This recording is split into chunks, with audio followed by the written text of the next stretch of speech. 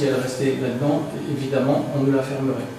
Donc l'idée, ça a été de réfléchir au devenir de l'établissement et en même temps du pensionnat, puisque c'est quand même une énorme friche à l'intérieur du village de Fénétrange, ou en tout cas la périphérie de la cité médiévale.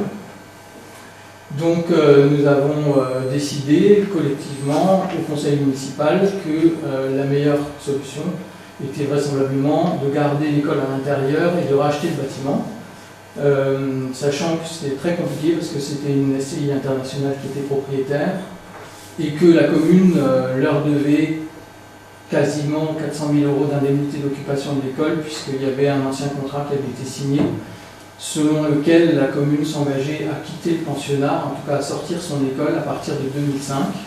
Donc entre 2005 et 2014, les indemnités couraient à hauteur de 150 € par jour d'occupation, ce qui nous faisait, nous, en plus de ce bâtiment, une charge dont la commune ne se serait jamais relevée, puisque voilà, on avait pas ces moyens-là. Et donc, on est parti en quête, en recherche des propriétaires, dont on ne savait même pas où ils étaient. Ils avaient abandonné complètement leur bâti. Et on a fini par les retrouver. Ça a duré toute l'année 2014. Et on a réussi à les convaincre de nous vendre le bâtiment et d'oublier leurs indemnités. Donc ça a été un boulot assez harassant pour les convaincre d'abandonner leurs 400 000 € d'indemnités, sachant que eux aussi n'avaient pas rempli leurs promesses, on n'avait pas respecté leurs promesses de rénovation du bâtiment, et qu'on avait aussi, nous, des choses à leur reprocher, donc on s'est mis d'accord à l'amiable, et voilà, la commune a acheté ce bâtiment, et elle l'a tout de suite sécurisé avec des travaux de toiture et des travaux de sécurisation des entrées, même si aujourd'hui il y a encore des intrusions, elles sont elles sont parfaitement frauduleuses puisqu'il faut casser pour rentrer. Donc on a de moins en moins d'intrusions, mais voilà. Donc ça c'est fin 2014. Début 2015, je fais appel à l'établissement public foncier lorrain dans un courrier où je les interpelle sur le devenir de cette friche, puisque pour ceux qui connaissent cet établissement public foncier, son rôle c'est de favoriser la réhabilitation, la reconversion des friches, qu'elles soient industrielles ou urbaines. Et donc ils ont accepté de rentrer avec nous dans la bataille, ce qui veut dire que à l'époque, moi en tout cas en tant que maire, j'étais quand même pas très bien loti, puisque ce bâtiment a fait peur à tout le monde et que on m'a plus pris pour un illuminé qu'autre chose. Donc je me suis quand même battu. L'idée c'était, dès l'élection municipale, on avait quand même déjà suggéré dans les bulletins de propagande qu'on s'intéresserait peut-être au handicap pour ce bâtiment.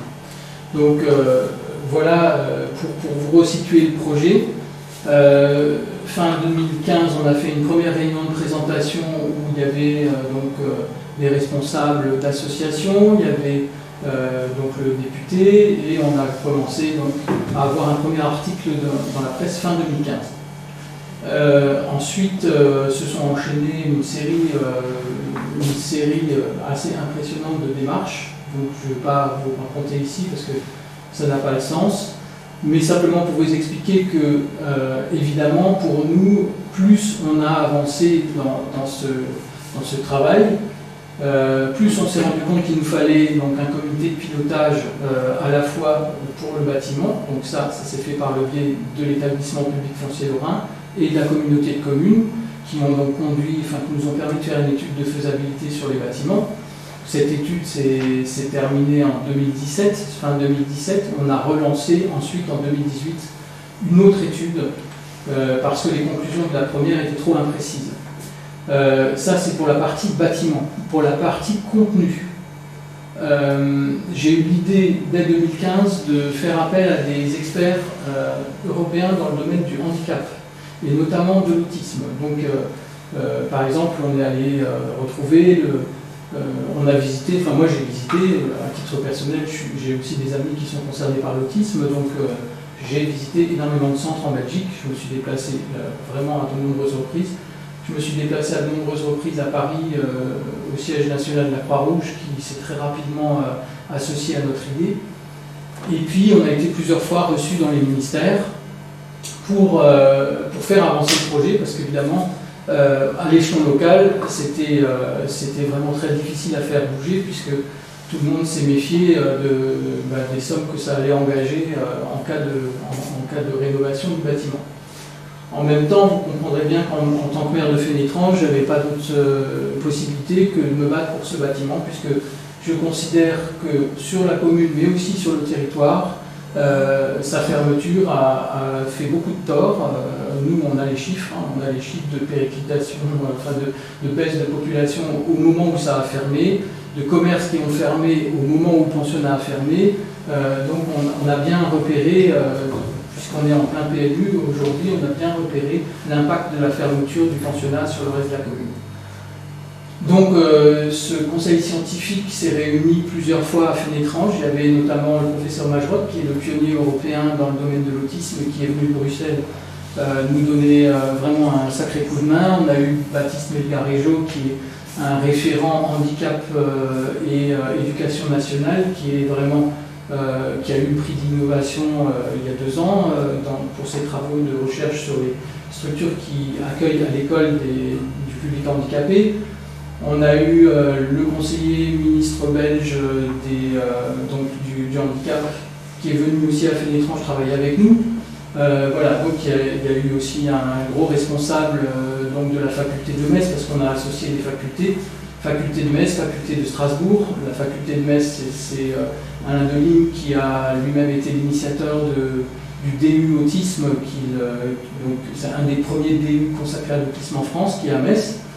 Et puis bon, je vous passe le détail, il y a eu aussi évidemment Nicole qui est ici présente, et qui tout le monde en équipe, on a travaillé vraiment sur un projet d'occupation du bâtiment.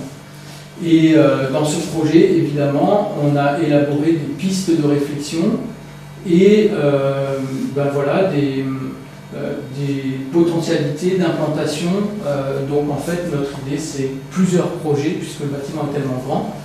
Et donc l'école peut potentiellement être un des projets. En tout cas, nous, on garde notre école dans le bâtiment. Ça, c'est acté et on va la rénover. Donc si on peut peut-être avancer maintenant, je vais plus précisément vous montrer. Alors là, vous avez une vue du bâtiment quand il a été construit. C'est une architecture. Ouais, on peut l'éteindre, ouais. Mais je ne sais pas si on me verra encore, mais c'est pas grave si on ne voit pas. Si on ne voit pas la caméra. Alors. C'est devant, c'est ça? Quoi? C'est devant, ça? Qu'est-ce que donc vous avez juste une image de ce bâtiment en 1936. Pourquoi je dis ça? Parce que on entend partout que ce bâtiment est une ruine, qu'il est complètement foutu et que. Qui a été construit en quelle année? 1936. 36. Ouverture en 1938 pour une saison et après ça a été la guerre. Et donc il a fermé. Donc vous voyez qu'il est en périphérie de la ville, donc on le voit très bien ici situé la cité médiévale et ici le pensionnat qui aujourd'hui est enclavé par des bâtiments.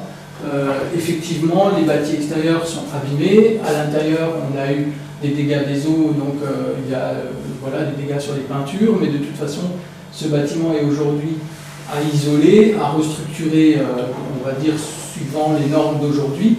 Et donc sa rénovation, fort heureusement pour nous en tout cas, ne nécessitera pas de surcoût par rapport à de la construction neuve ou par rapport à d'autres bâtiments. Il y a très peu d'amiante, il n'est pas pollué, et il est de construction très saine, très, très solide, avec des matériaux nobles. Il y a des pierres de taille partout. Il y a du grès même à l'intérieur, dans les portes intérieures du bâtiment, il y a des portes en chaîne un peu partout. Enfin, on voit que c'est un bâtiment où on a dépensé beaucoup de sous. Alors, une des chances aussi, c'est que les façades les dalles ont été construites de façade à façade, ce qui veut dire que aujourd'hui, on peut quasiment libérer complètement les plateaux. Il n'y a pas de mur porteur. Et donc pour le projet que je vais vous présenter, ça a quand même un intérêt très important parce qu'on peut avoir des plateaux quasiment de 500 mètres carrés sans aucun mur porteur au milieu. Donc ça c'est très intéressant parce que ça permet de réaménager le bâtiment exactement de la manière dont on le souhaite. Après évidemment avoir purgé, nettoyé. On peut passer à la suivante. Voilà, alors vous avez une image du bâtiment tel qu'il est ressorti de l'étude. Alors vous voyez qu'on lui a fait une peau blanche, une peau neuve. Et qu'est-ce qu'on lui a fait? On lui a enlevé tous ces bâtis qui autrefois étaient à la fois des bâtis annexes, donc voilà, les cuisines, le réfectoire, etc., qui en même temps avaient vocation de protéger les jeunes filles qui étaient à l'intérieur, puisque c'était une portion de jeunes filles, hein, donc il ne fallait pas qu'il y ait des intrusions.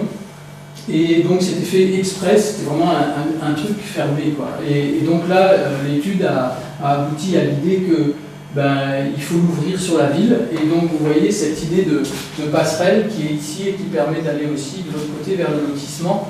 C'est vraiment de dire que ce bâtiment doit se réouvrir sur la vie du territoire et être un lieu d'échange. Voilà. On peut passer à la suivante. Voilà. Voilà. Alors ici, vous avez simplement une délimitation, c'est juste schématique, pour vous expliquer que on a 3 zones à l'intérieur du bâtiment. On a déterminé 3 zones aussi pour des questions de mixité de public. Une zone qui est purement ici pédagogique, que je vais vous décrire vraiment, et qui donc permet évidemment de garder tout ce qui est la pédagogie d'un certain côté, les accès ne sont pas mélangés avec d'autres publics, la sécurité est garantie, etc.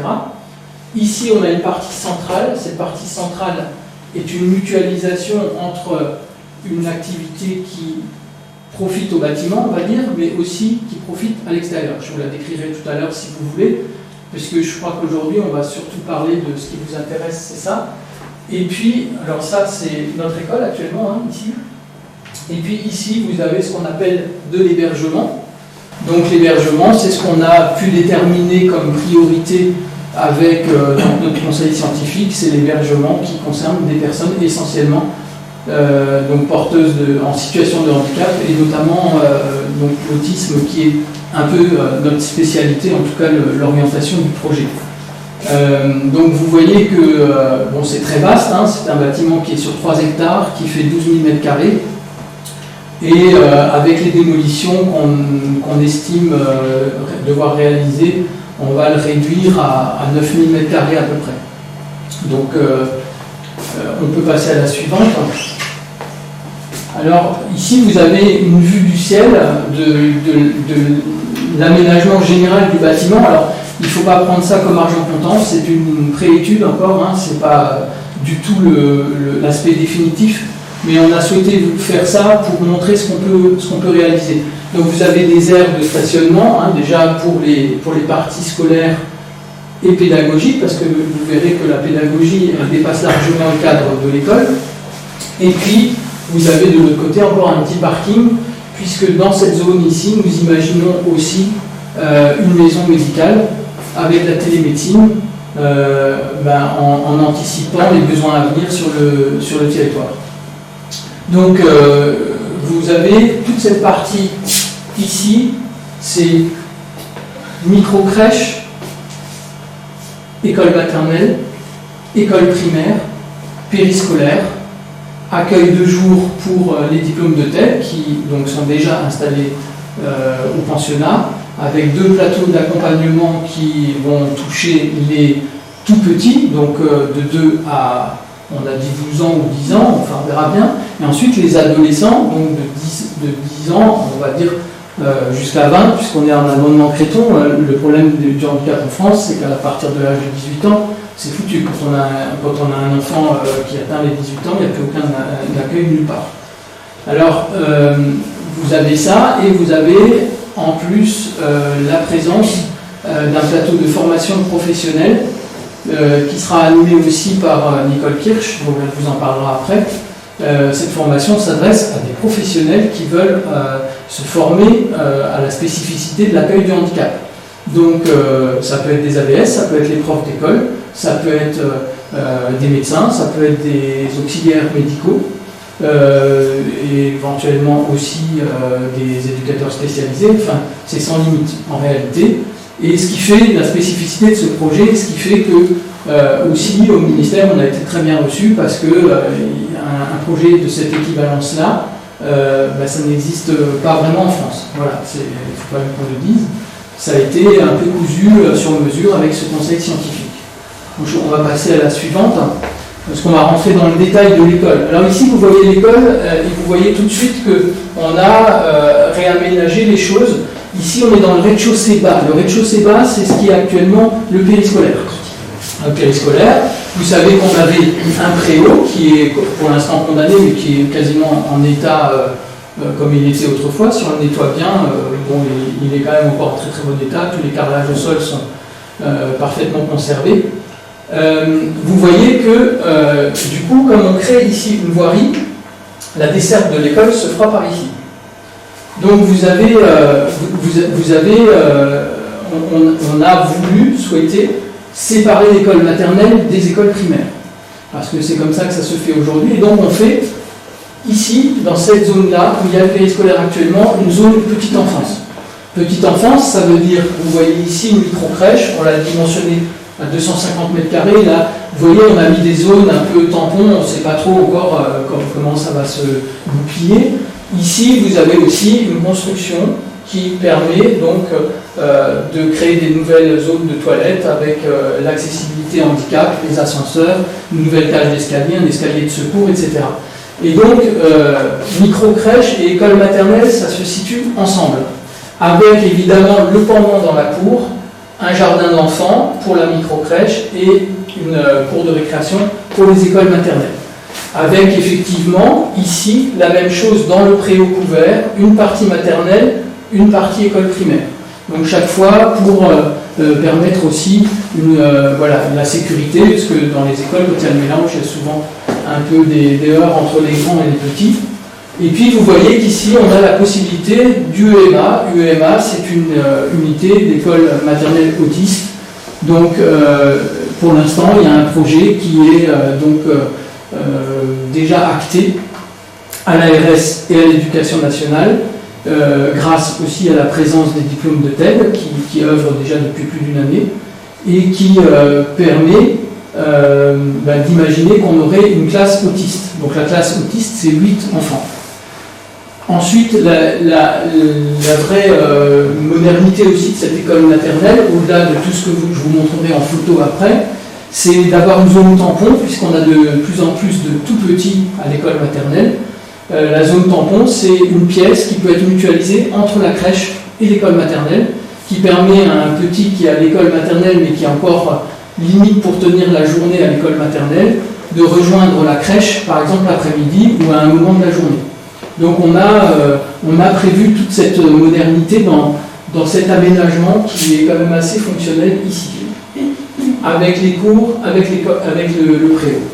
De l'autre côté, alors, encore une fois, ici, l'architecte a prévu éventuellement la construction d'une tour qui permet l'accès aux étages, mais on n'est pas du tout sûr que ça ait lieu. Moi, je ne suis pas tellement favorable à cette tour, l'architecte des bâtiments de France non plus, donc je ne suis pas sûr qu'on en aura besoin. On a actuellement des contacts très importants avec la sécurité civile, les pompiers, pour savoir exactement ce qu'eux vont nous demander de faire.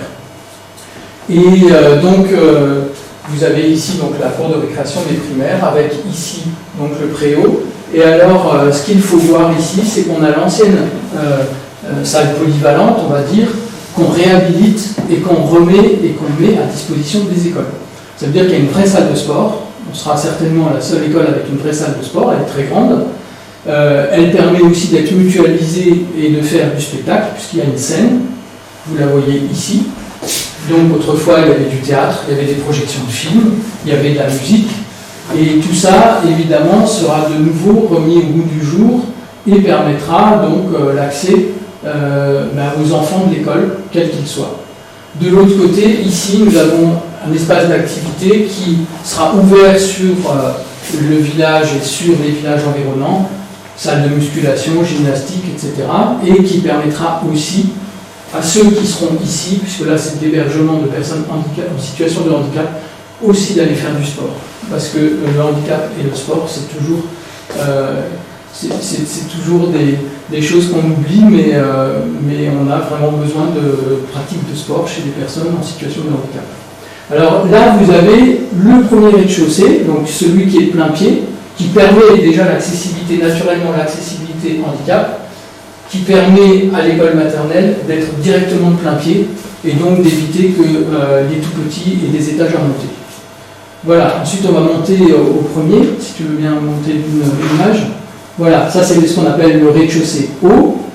Et là, vous voyez, donc dans cette aile actuellement, nous avons notre école, donc elle disparaît de cet endroit. Et nous avons installé donc, les plateaux que Nicole pourra nous décrire après, et qui seront aussi accessibles aux écoles. Donc ces plateaux des diplômes de tête sont des plateaux donc, de travail sur ce qu'on appelle les TND, donc les troubles neurodéveloppementaux, qui comprennent pas seulement les troubles du spectre de l'autisme, mais aussi toutes les pathologies en 10, toutes les pathologies de l'hyperactivité et toutes les pathologies des troubles de l'attention. Donc ça, ce sont des pathologies qui touchent tous les enfants de la région. Et donc c'est effectivement, on sera les premiers aussi à proposer ce type d'accueil, puisque à Sarrebourg, je ne crois pas que ça existe, et dans la région non plus. Alors vous avez ici, j'attire votre attention sur cette zone un peu demi-rouge, puisque là on va avoir un plateau d'éveil sensoriel. Le plateau d'éveil sensoriel sera mis à disposition des écoles maternelles. Donc ça aussi c'est un équipement qui n'existe pas non plus ni à Sarrebourg, ni dans les villes environnantes, ni à Sarreguemines d'ailleurs. L'éveil sensoriel, c'est ce qu'on souhaite, enfin c'est ce qu'on rêve de, idéalement pour les enfants, donc les tout petits, qui peuvent éveiller leur sens grâce à tous ces espaces qui sont à la fois ludiques, à la fois pédagogiques, enfin qui sont bien pensés. De l'autre côté, ici, vous voyez que notre périscolaire, il a déménagé, il s'installe ici. Un périscolaire qui fait 350 mètres carrés, donc on a largement de quoi faire. On a largement de quoi faire à la fois, évidemment, de la restauration, et à la fois une bibliothèque, un accueil du matin, un accueil du soir, une salle où on peut faire des devoirs, etc. Je vous donne juste 2 secondes une vue sur l'autre côté. Vous voyez qu'ici on a réalisé des zones qui sont des véritables jardins d'hiver. Donc l'idée c'est de faire des zones tampons dans le bâtiment pour qu'on n'ait pas l'impression que voilà, il y a trop de monde et qu'on est surchargé. On a largement la place pour se permettre de faire ce type d'installation. On peut passer à l'étage au-dessus, si tu veux bien. Ah non, là tu es trop haute. Là tu tournes, voilà. Alors c'est étage 1, voilà, là on est juste. Donc ici vous avez donc le deuxième plateau des diplômes de TED donc, qui concernera les plus grands. Et vous avez ici la formation continue dont je vous ai parlé avant. Donc l'idée c'est aussi par exemple de faire une convention, d'ailleurs ça a été un petit peu évoqué par le directeur d'académie, avec par exemple la formation des professeurs d'école qui sont demain de plus en plus sollicités pour accueillir des jeunes en situation de handicap dans leurs écoles. La plupart des professeurs d'école, Instit, AVS ne sont pas formés correctement au handicap. Donc nous allons leur permettre d'être formés, non seulement d'être formés de façon théorique dans ces locaux, mais aussi de façon pratique puisqu'ils auront des stages sur les plateaux où on accueille des jeunes en situation de handicap. Donc on a un véritable terrain de stage qui est vraiment intéressant. Et puis vous voyez qu'ici on a commencé à installer des salles de classe. Alors ces salles de classe sont installées dans toute cette aile, ça peut être plus ou moins grand. Ici on a de nouveau le pendant de l'UEMA, donc c'est la salle c'est une classe autiste mais pour une école élémentaire. Donc là aussi c'est 8 élèves supplémentaires. Et puis donc c'est juste pour vous montrer que ben, voilà, la place elle est largement suffisante. Nous évidemment on est à la croisée des chemins, c'est-à-dire ou bien on développe le projet en direction des écoles, parce qu'il y aura une demande, ou alors s'il n'y a pas de demande, on va diriger notre projet vers le développement de ces plateaux, donc d'accueil de jour, de jeunes en situation d'autisme.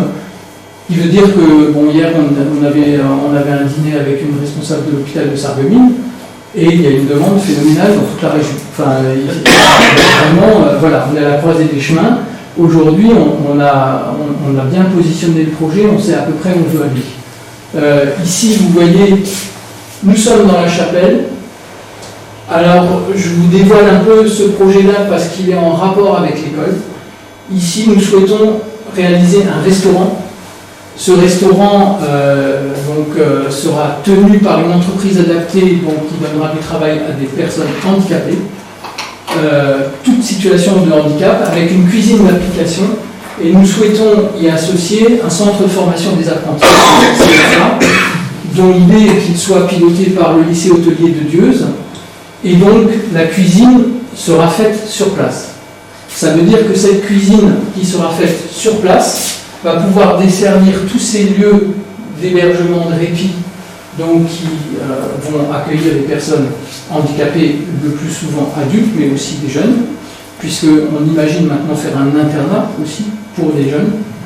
Et effectivement, peuvent ces cuisines desservir le périscolaire, donc la confection des aliments sur place, à la demande et à prix coûtant.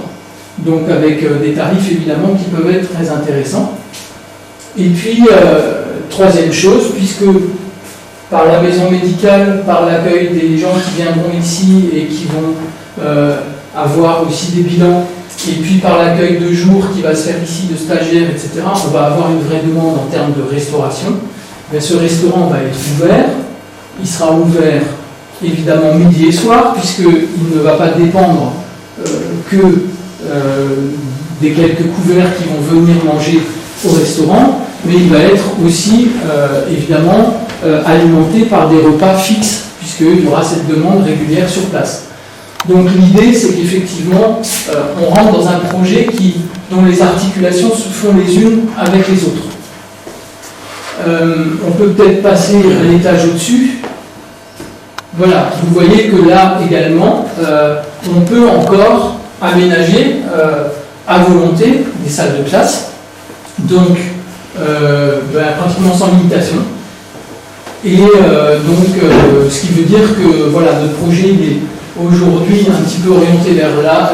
Là, nous avions un laboratoire de recherche. Bon, je ne vais pas maintenant développer tous ces aspects, c'est 4 ans de travail, mais 4 ans de travail où on a vraiment travaillé, je dois dire, quasiment tous les jours.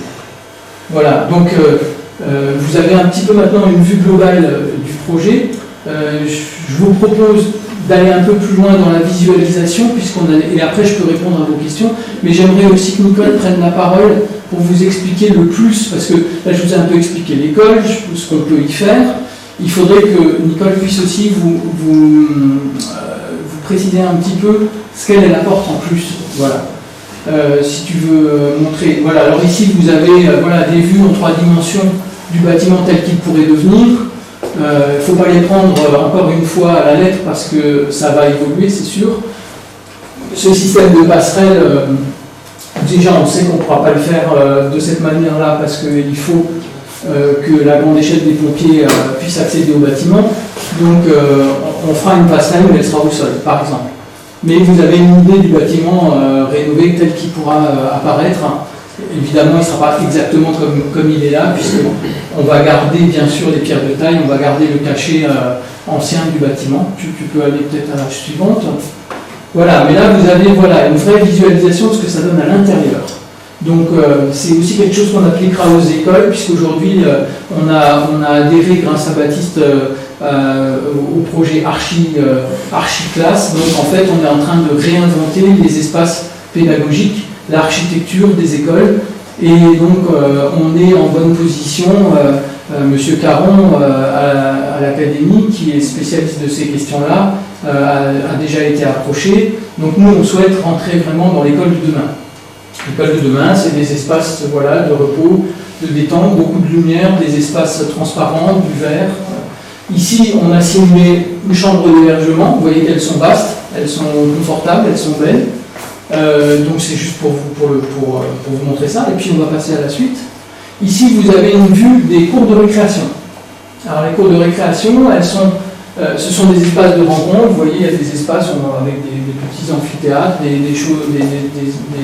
des jeux, des choses qui sont un peu faites pour la rencontre. Je rappelle quand même que pour jouer, on a un préau couvert, qu'on a imaginé dans le préau des tas de dispositifs, des filets, des trampolines, des toboggans, on est dans une dimension vraiment de très haut niveau d'aménagement. Et puis ici, vous avez des espaces couverts extérieurs qui sont contigus à la chapelle. Et puis on aura quand même toujours la salle de sport qui est accessible à tout moment de la journée. Donc tu peux aller à la suivante. Voilà, là vous avez les espaces comme on les a imaginés. C'est pas définitif, c'est des projections. Mais disons que l'esprit il est là, c'est l'école de demain, comme vous pouvez voir. Ça change un peu, en tout cas nous à Fenetron, ça change radicalement de ce qu'on a. Et on peut prendre la suivante. Là on a simulé, c'est un exemple de classe maternelle telles qu'elles sont, et même primaires telles qu'elles sont imaginées aujourd'hui. On a de plus en plus d'espaces modulables, des fauteuils qui se tournent, des espaces d'amphithéâtre. On crée des petits groupes de travail. On n'a plus le prof en face des élèves, mais on a le prof avec les élèves. Donc tout ça, c'est le résultat des recherches que les ministères ont réalisées et auxquelles nous, évidemment, on s'est associés grâce à Baptiste, grâce à tous ces gens qui nous ont aidés à réfléchir et qui nous ont montré aussi des écoles ailleurs, finalement. Et puis, je crois que ça, c'est peut-être... Ouais, alors si tu peux aller sur le... Alors là, vous avez simulé un plateau d'accueil, donc avec éveil sensoriel, tel qu'on les imagine. Donc vous voyez qu'on est dans l'innovation totale. Et que donc, ça c'est un des plateaux qui seront donc utilisés par Nicole dans l'accueil du handicap et qui peuvent être aussi, donc comme je vous l'ai dit tout à l'heure, mis à disposition des enfants de l'école, qu'ils aient des troubles de type 10, des troubles de l'apprentissage, des troubles de l'attention ou de l'hyperactivité. Et je te laisse peut-être un peu parler, Nicole, sur ce que tu fais déjà aujourd'hui et ce que tu penses apporter à...